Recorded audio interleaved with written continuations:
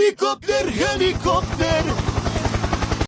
ইউটিউবে এই cup helicopter দেখার পর আমি ভাবলাম চলো এটা বানানো যাক। তো এইটি বানানোর জন্য আমাদের একটা পেপার কাপ ও একটি পেন এবং একটা কাঁচি দরকার। তারপর এই কাপটিকে পেনের মাধ্যমে পাখনা বা ডানার মতো সাইজের আমাদের পেনে করে দাগ কেটে নিতে হবে এবং তারপরে কাঁচির মাধ্যমে সেগুলোকে ভালোভাবে কেটে নিতে হবে। তো কাটার পর এই ডানাগুলোকে আমাদেরকে এরকম ফোল্ড করে নিতে হবে।